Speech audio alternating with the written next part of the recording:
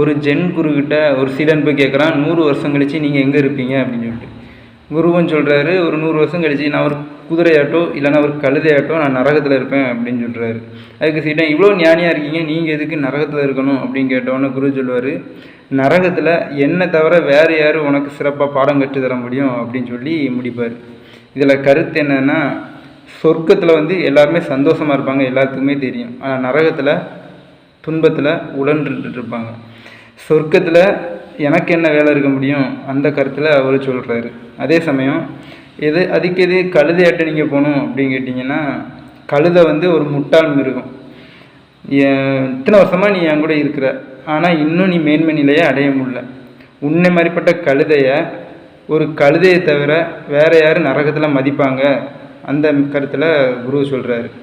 சீடன் எவ்வளவு முட்டாளாக இருந்தாலும் அவனை அரவணைச்சி நல்ல பாடங்களை கற்றுத்தரக்கூடியவன் தான் உண்மையான குரு அப்படின்னு சொல்லி முடிப்பார்.